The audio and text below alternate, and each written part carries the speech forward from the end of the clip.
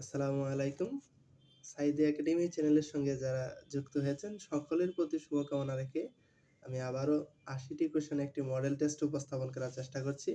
তো যারা আগামী ৩ তারিখ খাদ্য অধিদপ্তরের সহকারী উপপরিদর্শক পদে পরীক্ষা দিতে যাচ্ছেন, তাদের জন্য মডেল টেস্টটি আশা রাখছি অনেক ফলপ্রসূ হবে এবং এও বলছি অন্যান্য যেকোনো সরকারি চাকরি পরীক্ষায় যারা পরীক্ষা দিবেন তাদের জন্যও মডেল টেস্টটি অনেক উপকারে আসবে।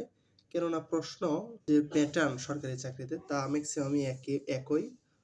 তো কথা না বাড়িয়ে আমরা মডেল টেস্টে চলে যাই। আপনারা আপনাদের সাথে মিলিয়ে নিবেন কার কতটি হয়। প্রথমেই বাংলা দিয়ে শুরু করছি। ১ নম্বরে দেখুন বলা হয়েছে নবান্ন উৎসব কি? মিলিয়ে নিন আপনাদের সাথে। নবান্ন উৎসব হচ্ছে নতুন ফসল আগমনের উৎসব। ২ নম্বর দেখুন সততার পুরস্কার গল্পের লেখক কে? সততার পুরস্কার গল্পের লেখক হচ্ছে মুহাম্মদ শহীদুল্লাহ। ৩ নাম্বার রূপাই কবিতাটি পল্লীকবি জসীমউদ্দীনের কোন কাব্যগ্রন্থ থেকে নেওয়া হয়েছে? উত্তর হবে নকশিকাঁথার মাঠ।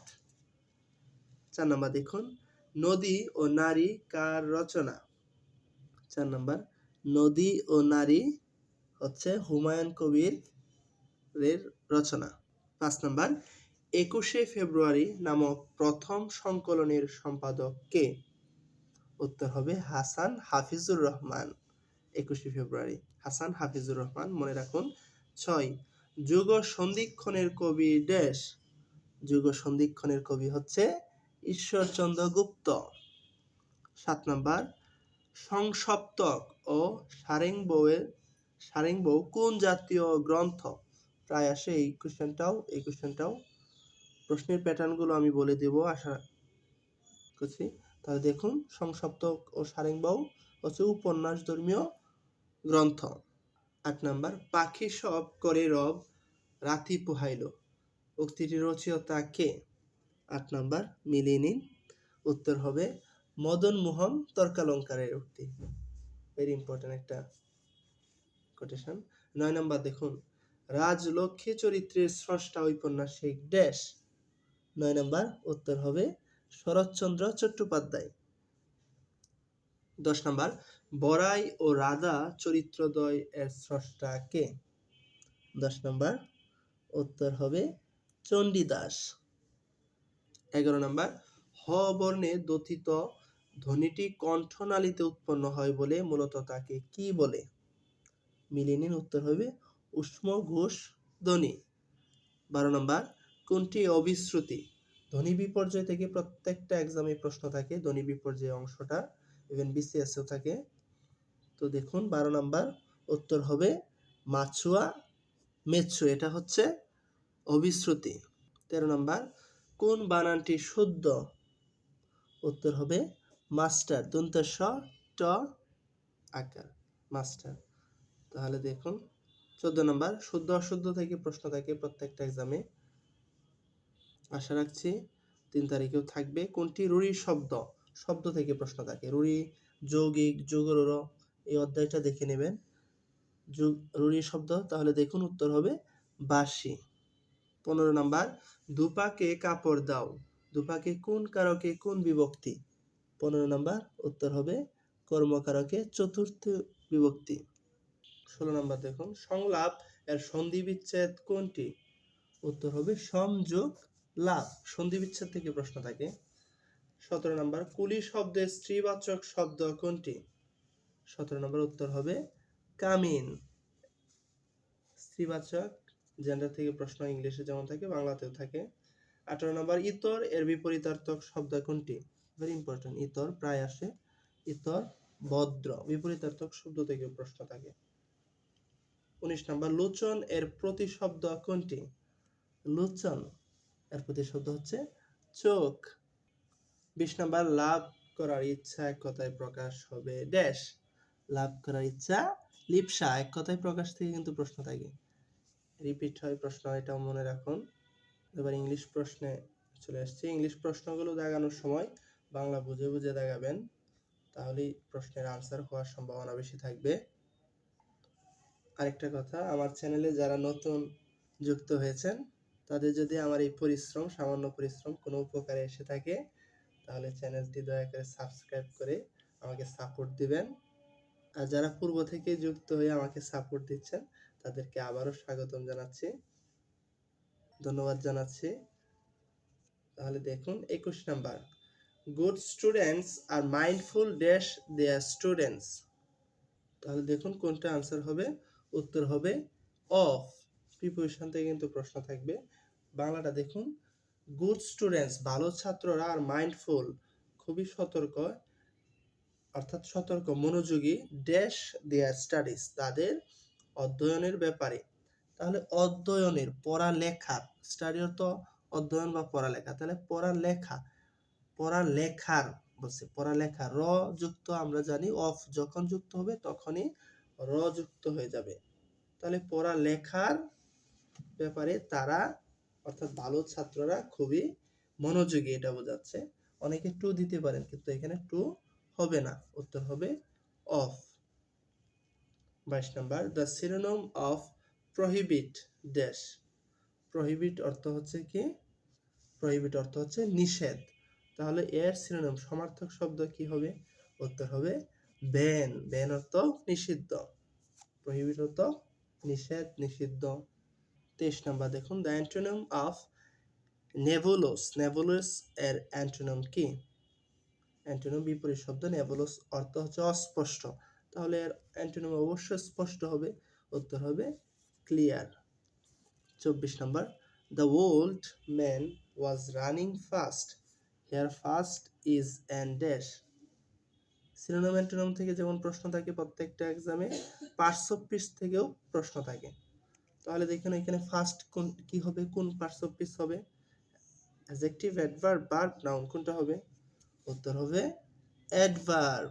কারণ আমরা জানি ফার্স্ট, অ্যাডভার্ব কি করে, ভার্ব অথবা অ্যাডজেক্টিভকে মডিফাই করে। তাহলে দেখুন এই যে ভার্বকে মডিফাই করছে, রানিং ফাস্ট কি দৌড়াচ্ছিল, ফাস্ট দ্রুত, দ্রুত দৌড়াচ্ছিল কোন লোকটি, বৃদ্ধ লোকটি, উত্তর হবে অ্যাডভার্ব। প্রায় আসে এই টাইপের question. 25 number, choose the correct spelling. Spelling থেকে কিন্তু প্রশ্ন থাকে, কারেক্ট স্পেলিং, উত্তর হবে 25 নাম্বার। দেখুন প্রায় আসে এই প্রশ্নটা, অ্যাকোমোডেশন, উত্তর হবে accommodation, A double C O double M O D A T I O N, accommodation, বাসস্থান।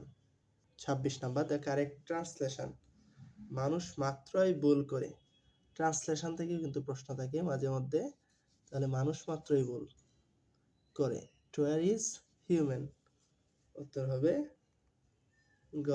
27 number, the child cried for dash mother. তাহলে দেখুন কোনটা হয় 27 নাম্বার, উত্তর হবে ইটস মাদার। শিশুটি কান্না করছিল ইটস মাদার, তার মায়ের জন্য। তাহলে এখানে অনেকে ভাবতে পারেন যে এখানে হিজ হওয়ার কথা, কিন্তু না। যখন ইতর প্রাণী বা শিশু থাকবে সাবজেক্ট হিসেবে, তাদের পসেসিভ অ্যাডজেক্টিভ হিসেবে কি বসবে, ইটস বসবে। আর এখানে যদি দা বয় বসতো তখন কিন্তু আবার হিজ বসতো, এটা মাথায় রাখুন। শিশু ইতর প্রাণী হলে পসেসিভ অ্যাডজেক্টিভ হিসেবে ইটস ব্যবহৃত হয়। 28 number, it is high time we dash the place. 28 number, it is high time, it is time থাকলে আমরা জানি কি সাবজেক্ট আসবে, তারপর ভার্বের পাস্ট ফর্ম বসবে। তাহলে ভার্বের পাস্ট ফর্ম কোনটা, লেফট, লিভ থেকে left, leave, left, left. It is high time we left the place, এখনই সময় জায়গাটা, আমরা আমাদের জায়গাটা পরিবর্তন করার এখনই সময়।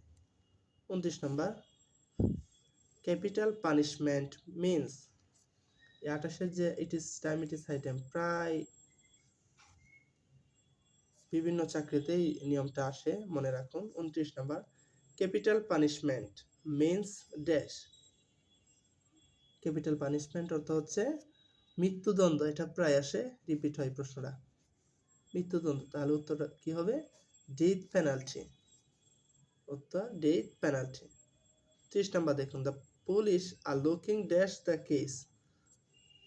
কোনটা হবে দেখুন, লোকের সাথে আফটারও বসে, ইনটু বসে, এখানে কোনটা বসাবেন, এখানে অবশ্যই উত্তর হবে ইনটু। কারণ লুক ইনটু অর্থাৎ তদন্ত করা, পুলিশ তো তদন্ত করবে। আর যদি আফটার, লুক আফটার অর্থ হচ্ছে দেখাশোনা করা। তাহলে এখানে দেখাশোনা, কেস তো আর দেখাশোনা করে না, অবশ্যই তদন্ত করে। উত্তর হবে look into the case, looking into the case. 31 number, a book containing information all subjects। আবার বলছি a book, একটা বই কন্টেনিং, যেটা ধারণ করে ইনফরমেশন, তথ্য, অন অল সাবজেক্টস, সকল বিষয়ে। তাহলে কি উত্তর কোনটা হবে? উত্তর হবে এনসাইক্লোপিডিয়া। এটাও রিপিট হয়, প্রশ্ন মুখে মনে রাখুন।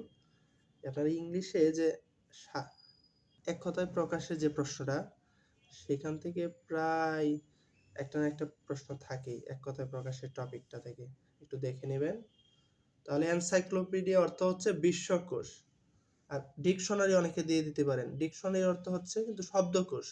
শব্দকোষে শব্দ পাওয়া যায় আর সাবজেক্ট পাওয়া যায় না কিন্তু, হ্যাঁ। ওয়ার্ড যদি থাকতো এখানে তাহলে কিন্তু ডিকশনারি হইতো, যেহেতু এখানে সাবজেক্ট বলছে তাই অবশ্যই এনসাইক্লোপিডিয়া হবে, অর্থাৎ যে কোনো বিষয়ে এখানে পাওয়া যায়। 32 নম্বর দেখুন, Salma was reading a book dash waiting for the bus.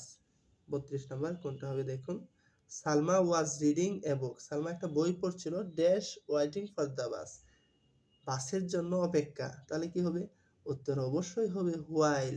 While অর্থ যখন, যখন বাসের জন্য অপেক্ষা করছিল, এখানে হোয়াইল বসবে। আমরা জানি হোয়াইলের পূর্বে কি বসে? পাস্ট কন্টিনিউয়াস টেন্স বসে, হ্যাঁ। তাহলে এখানে শব্দের সাথে, এই সেন্টেন্সের সাথে হোয়াইল শব্দ অ্যাপ্রোপ্রিয়েট। এই জন্য বলছি বাংলা বুঝে বুঝে দাগাবেন, তাহলে প্রবলেম হবে না। কেননা দেখুন এস অর্থ যদিও, এখানে যদিও ওয়াইটিং অপেক্ষা করছে, এইটার সাথে যায় না। এস যেমন হোয়েন যায় না, উত্তর হবে while. 33 number, T S. Eliot was born in dash. T S. Eliot, এই প্রশ্ন প্রায় রিপিট হয়। তাহলে দেখুন টি.এস. ইলিয়ট কোথায় জন্মগ্রহণ করেছিল? 33 নম্বর উত্তর হবে ইউএসএ, অর্থাৎ ইউএসএ অর্থ হচ্ছে আমেরিকা, ইউনাইটেড স্টেট আমেরিকা। আপনারা জানেন আমেরিকায় উনি জন্মগ্রহণ করেছিলেন, কিন্তু পয়েট হচ্ছে উনি ইংল্যান্ডের, কিন্তু জন্মগ্রহণ আমেরিকায়, মাথায় রাখুন।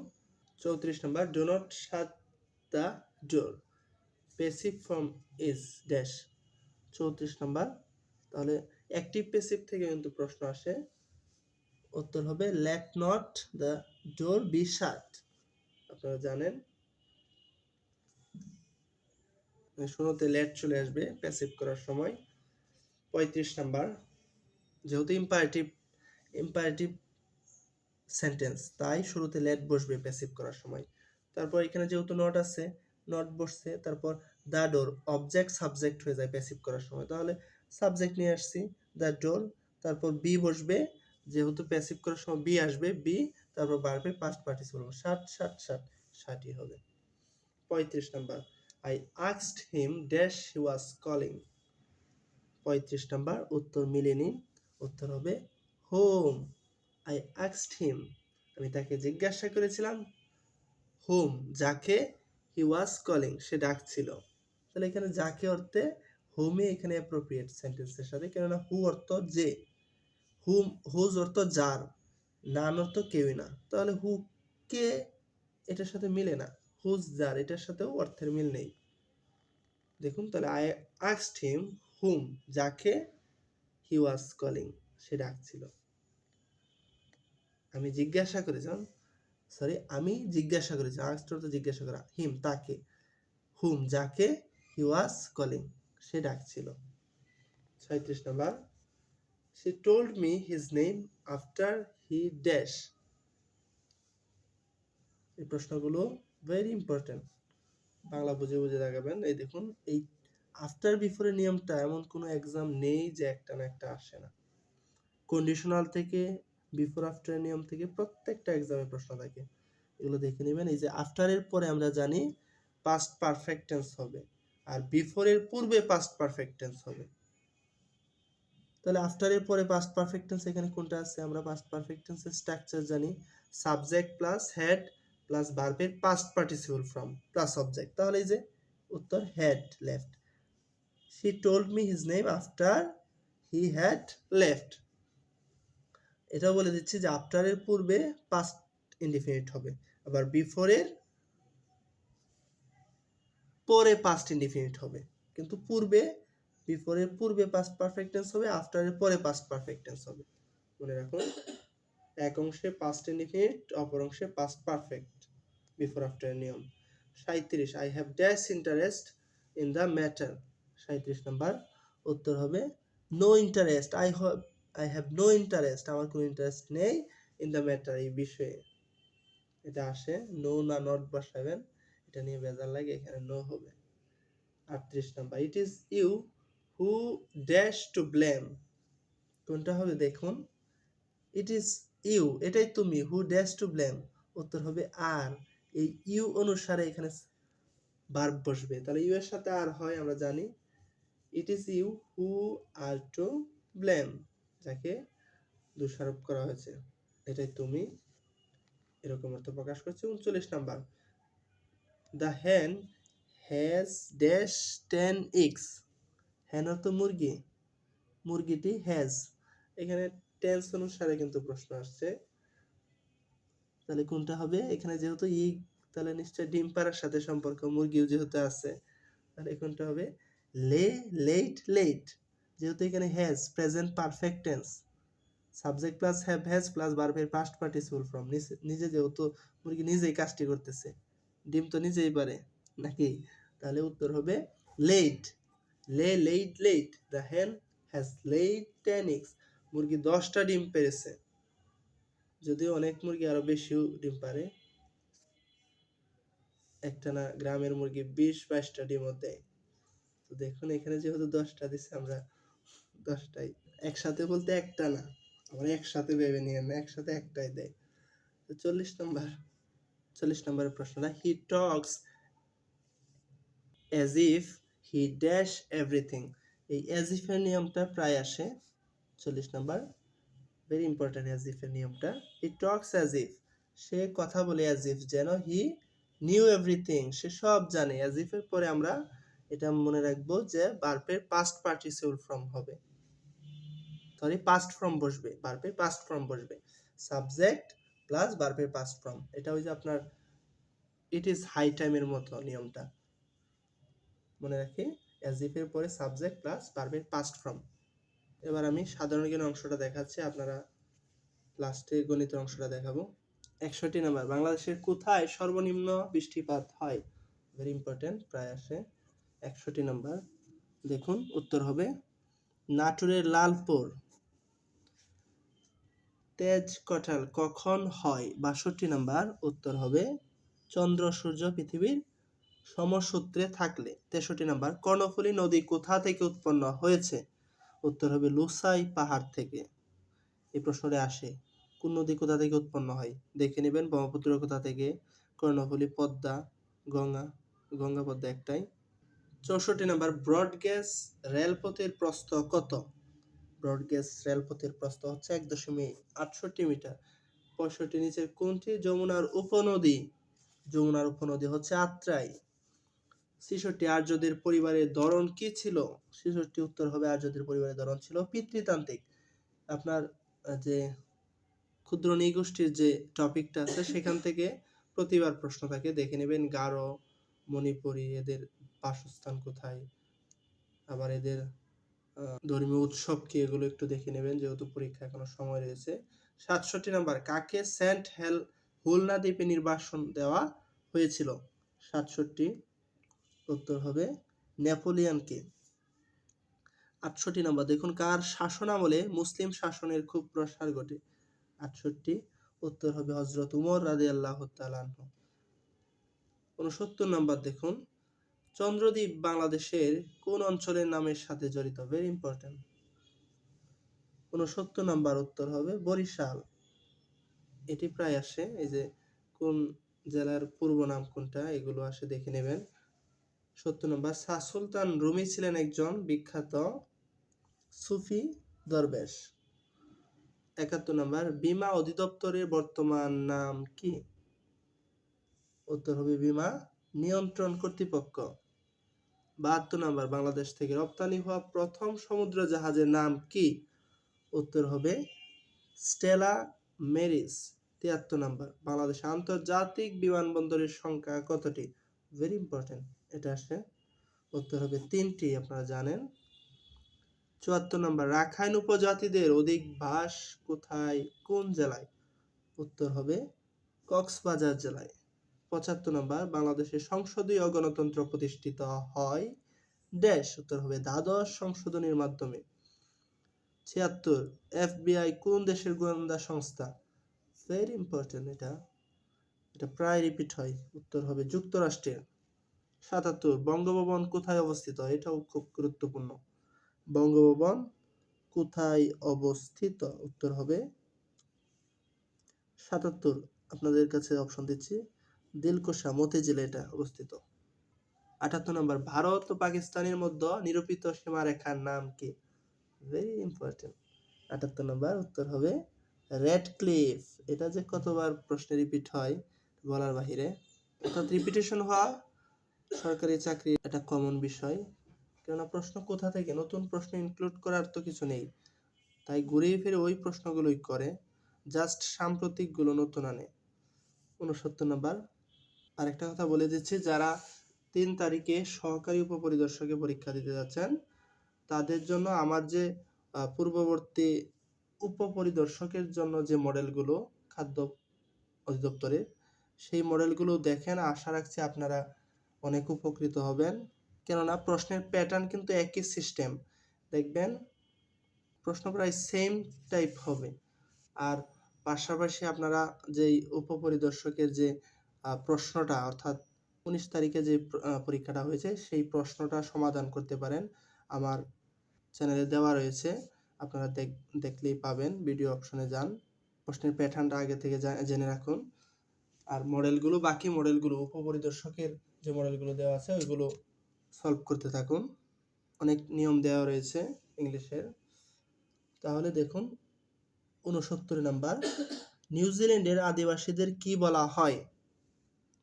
নিউজিল্যান্ডের আদিবাসীদের উত্তর হবে মাউরি। 80 নাম্বার, ঢাকা কবে পূর্ব বাংলা ও আসামের রাজধানী হয়? উত্তর হবে 1905 সালে।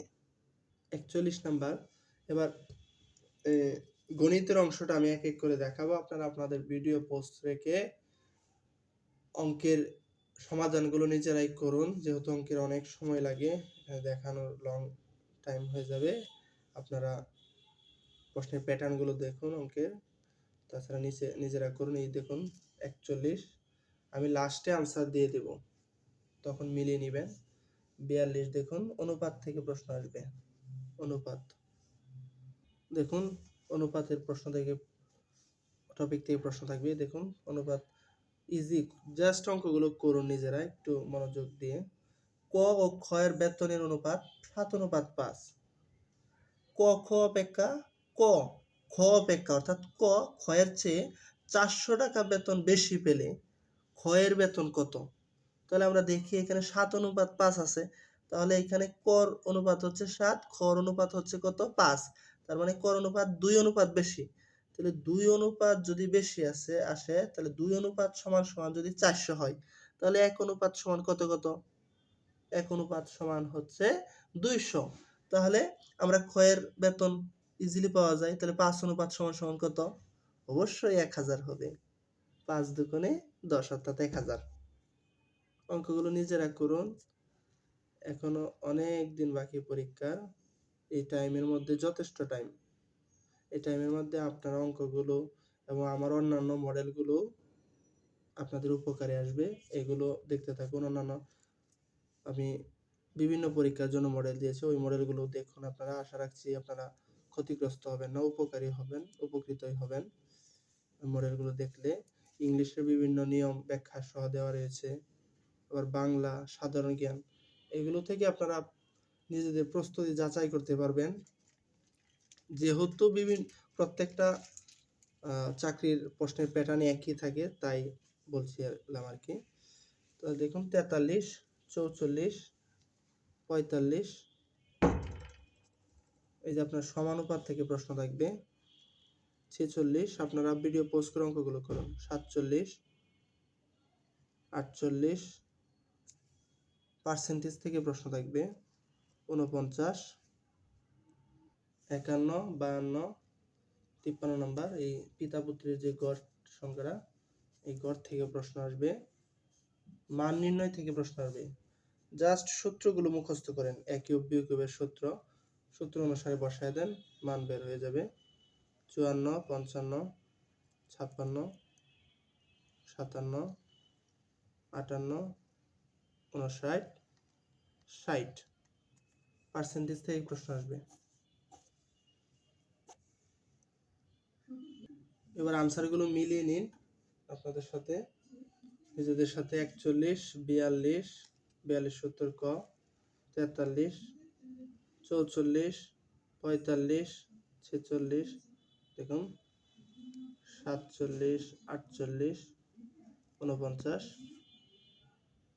50, 51, 52 মান নির্ণয়ের অঙ্ক 14 দেখুন, 53, 54, 55, 56, 57 ভিডিও পোস্ট করে অঙ্কগুলো করুন। 58, 59 মিলিয়ে নিন অঙ্কগুলো। 60 49-এর উত্তর কিন্তু খ। বলছি 49-এর উত্তর খ, 60% না 50%। তো এই ছিল আজকের মতো।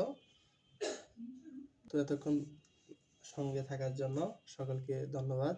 তো আবারও বলছি, যারা আমার চ্যানেলে নতুন তারা দয়া করে চ্যানেলটি সাবস্ক্রাইব করে আমাকে সাপোর্ট দেবেন। আর যদি ভালো লেগে থাকে বা অন্য কোনো চাকরির আপনার মডেল টেস্ট দরকার হয় তাহলে অবশ্যই কমেন্ট সেকশনে আপনারা জানাবেন। লাইক কমেন্ট দিয়ে আমাকে সাপোর্ট দেবেন এবং অনুভূতি শেয়ার করবেন। সবাই ভালো থাকবেন। আল্লাহ হাফেজ।